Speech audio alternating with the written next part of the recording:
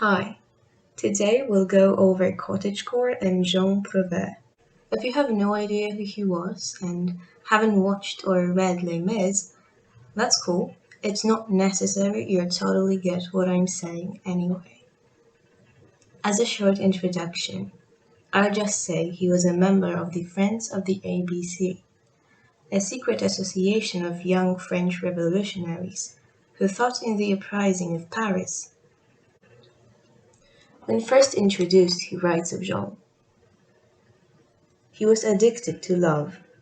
He cultivated a pot of flowers, played on the flute, made verses, loved the people, mourned over women, wept over childhood. His voice was usually delicate, but at times suddenly became masculine. He was well read, even to erudition, and almost an Orientalist. He was fond and strolling in fields of wild oats and bluebells, and paid almost as much attention to the clouds as to passing events. So basically, he was a cottagecore icon. He participated in all sorts of wholesome activities, loved poetry, and was generally a soft, gentle person. But it wasn't just that. Common criticisms of the cottagecore aesthetic are the lack of care or understanding of the political and economic backgrounds that the glamorized lifestyle was taking place in. People romanticize the clothing and beautiful landscapes, but it can slip their minds just how privileged, rich, and white it is. They don't bother learning or speaking out about the situation of black and poor people living at the same time as those we now like to emulate. This raises some questions. Is it even possible to participate in the aesthetic while being conscious of all the problems surrounding it? Or would worrying about those sorts of things destroy its whole foundation? Cottagecore enthusiasts usually use the aesthetic to escape from the late capitalist world they're living in. This fact, however, implies a core dissatisfaction with its values and workings. This dissatisfaction, then, can be used to create a better future, rather than to be something scary to run away from.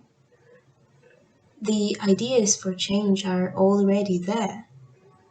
More green spaces in the cities, communal gardens, eco-friendly initiatives, deepening our connection to nature, learning how to be open for beauty, noticing extravagant shapes of the clouds above us, the vibrant colors of the flowers around us, and the exquisite use of words in poetry that resonates within us. It is possible for cottagecore to be revolutionary.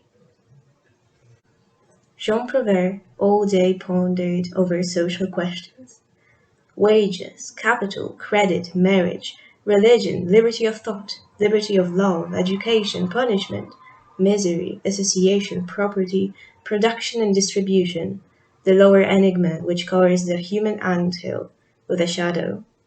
And at night he gazed upon the stars, those enormous beings.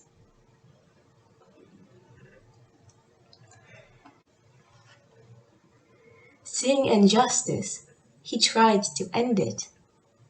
He wanted the world he dreamed of to become the reality for all, and not to stay an illusion accessible for some and out of reach for the majority. That didn't stop him from enjoying nature and literature. I'd even go further as to say that incorporating cottagecore to his day-to-day life and fusing its ideals with actual change needed to happen made it more true and actually uplifting. He was able to see the clouds while walking in the city, not only on some trips to the countryside. He lived the aesthetic all the time, not only when he came home where it could be peaceful and quiet. He watered his plants out of love, not because he wanted to forget about the world. So, my beautiful cottagecore people, rise up. You already have the basis. Hating the current system is only the beginning. Running away is not an option. We have to come up with solutions.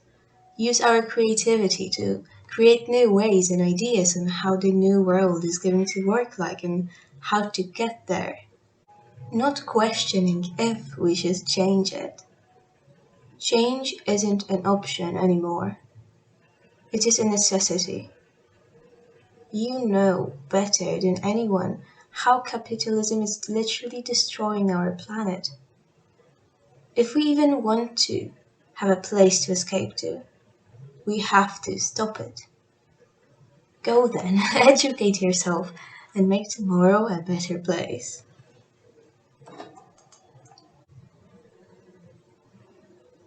At the end, then, I think we can agree that Jean Provaire was the king of cottagecore.